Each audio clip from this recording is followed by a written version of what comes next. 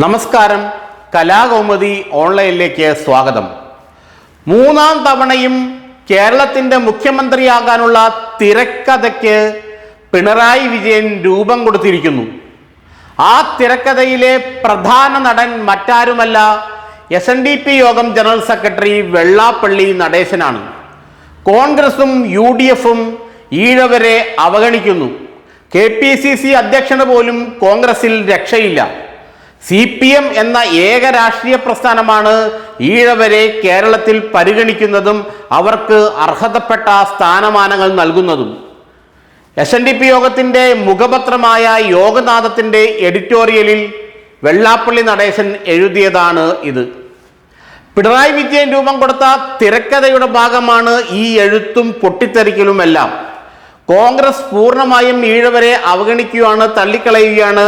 UDFും ഈഴവരെ അവഗണിക്കുകയാണ്. BJPയും ഈഴവ സമുദായത്തിന് കാര്യമായ പരിഗണന നൽകുന്നില്ല. CPMും പിണറായിയും മാത്രമാണ് അത് ചെയ്യുന്നതെന്ന അദ്ദേഹത്തിൻ്റെ പ്രസ്താവന ഈ തിരക്കഥയിലെ പ്രധാന ഭാഗമാണ്.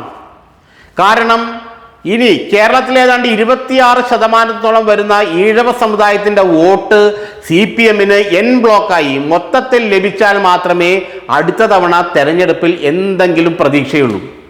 ലോക്സഭാ തെരഞ്ഞെടുപ്പിന് മുമ്പ് ഈ ഈഴവ വോട്ടൊന്നും CPMന് വിഷയമായിരുന്നില്ല.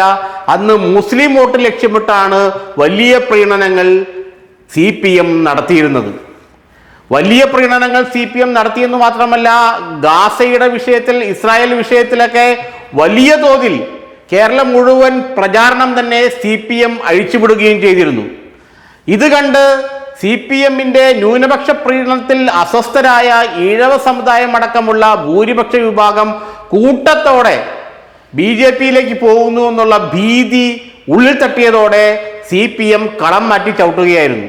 അതോടെ എങ്ങനെയെങ്കിലും തങ്ങളുടെ അടിസ്ഥാന ശിലയായ അല്ലെങ്കിൽ അടിസ്ഥാന വോട്ട് ബാങ്കായ ഈഴവ സമുദായത്തെ പ്രീതിപ്പെടുത്തണം.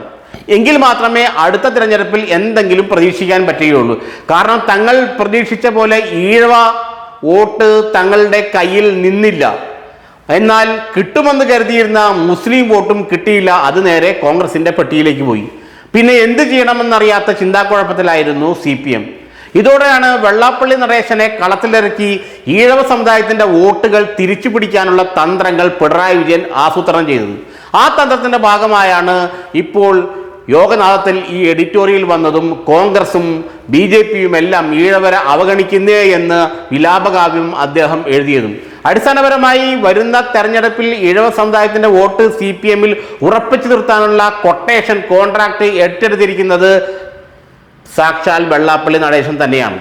അതിനുള്ള കൈക്കൾ കൃത്യമായി പിണറായി വിജയൻ പുറത്തു നിന്ന് നീക്കുന്നുണ്ട്. വേണമെങ്കിൽ തുഷാർ വെള്ളാപ്പള്ളിയെ ഇടതുപക്ഷത്തേക്ക് കൊണ്ടുവന്ന് പോലും ഈഴവ വോട്ട് LDFൽ CPMൽ ഉറപ്പിച്ചു നിർത്താനുള്ള തന്ത്രമാണ്, നീക്കമാണ് പിണറായി വിജയൻ നടത്തുന്നത്. പിണറായി വിജയൻ എഴുതി വച്ച തിരക്കഥയ്ക്ക് കൃത്യനിയമായും അനുയോജ്യമായ വിധത്തിലാണ് വെള്ളാപ്പള്ളി നടേശൻ ഓരോ പ്രസ്താവനയും ഇറക്കുന്നത്.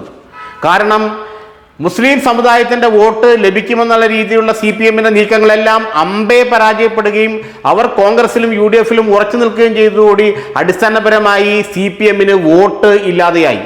അപ്പോൾ തങ്ങളുടെ പരമ്പരാഗത വോട്ട് തിരിച്ചു പിടിക്കുക എന്നുള്ള ഏക മാർഗമേ പിന്നെ CPMന് മുന്നിലുള്ളൂ. അതിനായി ഉപയോഗിക്കാൻ പറ്റിയ ഏറ്റവും മികച്ചയാൾ വെള്ളാപ്പള്ളി നടേശനാണെന്ന് പിണറായി വിജയന് നന്നായി അറിയാം. അതുകൊണ്ട് ഓരോ തവണയും വെള്ളാപ്പള്ളി നടേശനെ കളത്തിലിറക്കി വീണ്ടും CPM വരുമെന്നും വീണ്ടും പിണറായി മുഖ്യമന്ത്രിയാവുമെന്നും കോൺഗ്രസും മറ്റു പാർട്ടികളും ഈഴവരെ നിരന്തരം അവഗണിക്കുകയാണെന്നുള്ള പ്രസ്താവനകൾ ഇറക്കി രംഗം കൊഴുപ്പിക്കുകയാണ് ചെയ്യുന്നത്. ഏതായാലും വരുന്ന തെരഞ്ഞെടുപ്പിൽ എന്ത് സംഭവിക്കുമെന്ന് നമുക്കറിയില്ലെങ്കിൽ തന്നെയും പിണറായി വിജയൻ്റെ ഈ നീക്കം BJPക്ക് പോയ ഈഴവ വോട്ടുകളെ തിരിച്ച് തങ്ങളുടെ CPMന്റെ ബാഗിലേക്ക്, പെട്ടിയിലേക്ക് കൊണ്ടുവരാനുള്ളതാണ്. എന്നാൽ ആ നീക്കം എത്ര കണ്ട് വിജയിക്കുമെന്ന് ഇപ്പോൾ ആർക്കും ഉറപ്പില്ല. പക്ഷേ പിണറായി വിജയൻ ഒരു തിരക്കഥ എഴുതിയാൽ അതിലെ പ്രധാന കഥാപാത്രം എക്കാലവും വെള്ളാപ്പള്ളി നടേശൻ തന്നെയായിരിക്കും. പിണറായി എന്ത് എഴുതി വയ്ക്കുന്നു അത് പറയുകയാണ് വെള്ളാപ്പള്ളിയുടെ ജോലി. അതാണ് കോൺഗ്രസിലും BJPക്കും എതിരായ ഈ ആരോപണങ്ങളുടെയും പ്രസ്താവനകളുടെയും എല്ലാം അന്തരാർത്ഥം.